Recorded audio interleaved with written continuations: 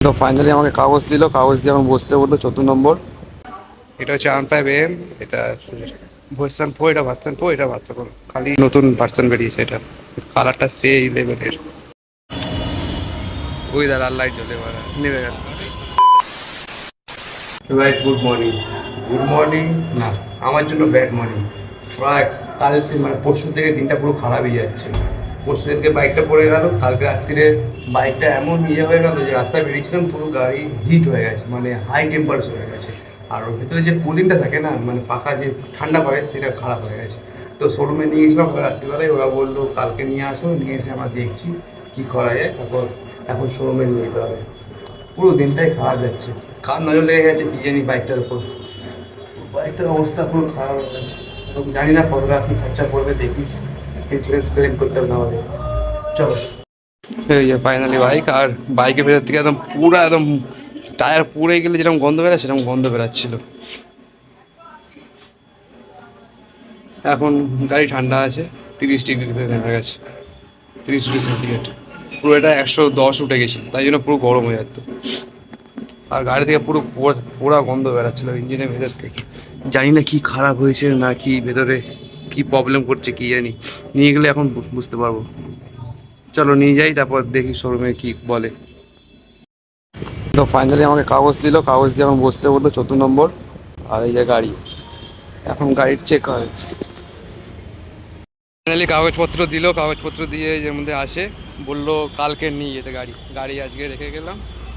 Finally গাড়ি আজকে দিয়ে গেলাম, বললো কালকে নিয়ে যেতে, কালকে সন্ধ্যেবেলা। আর বললাম খরচা কি, বললো ফ্রি সার্ভিস আছে, ফ্রি সার্ভিস হয়ে যাবে, তো চাপ নেই। ফাইনালি বাইক নিতে এসেছিলাম আমরা দুজন। এখন বলছে বাইক হবে না, ওয়েট করতে হবে। 5:30 থেকে 6টার মধ্যে আসতে বলেছিল, এখন বাজে 6টা 10। এখনও বলছে ওয়েট করতে, কাগজপত্র দিয়ে এখন বস করে রেখেছে ওই যে শোরুম করে সব বাইক। আর বাইক আমার আছে 3 তলায়। দেখলাম ধুলো ফুলো ভর্তি, মনে হয় তারপর দিলাম কি সব খোলা আছে।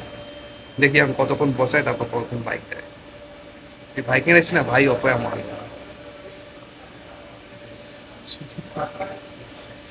তো এমডি নতুন ভার্সন বেরিয়েছে, এটা কালারটা সেই লেভেলের। এই একটা বেরিয়েছে, এই একটা, এটা বেশি ভালো লাগছে। চাবি স্টার্ট করে যাবে। হ্যাঁ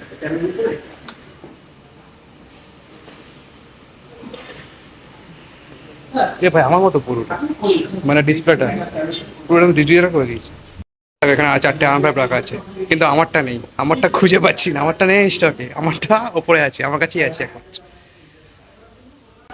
এটা হচ্ছে R5M, এটা ভার্সন 4, এটা ভার্সন 4, এটা ভার্সন 4, খালি এই দুটোতে কুইক শিফটার আছে। আর এটাতে নেই, এটাতেও আছে। আর আমারটাতে সব আছে, সব। গাড়ি সব কমপ্লিট হয়ে গেছে, গাড়ি ঠিক হয়ে গেছে। কত টাকা খরচা পড়লো দেখো গাইস,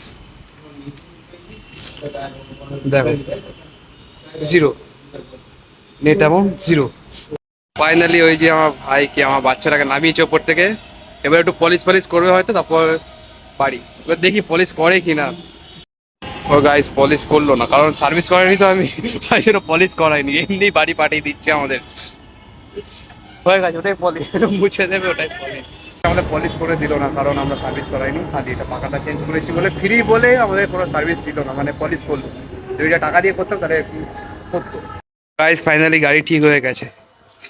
দেখো গাড়িতে এখন 100 কত, 104 ডিগ্রি সেন্টিগ্রেড।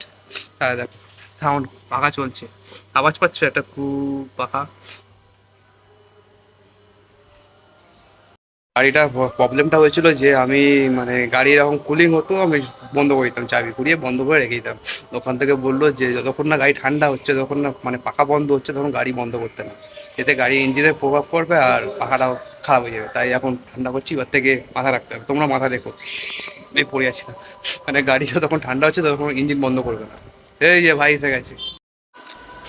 গাইস পুজোর সময় গাড়িটা ওখান থেকে নিয়ে এখানটা রেখে দেবো, একদম হেভি জায়গা। কি লাগছে দেখো গাইস। ফাইনালি আমার বাচ্চা ঠিক হয়ে গেছে।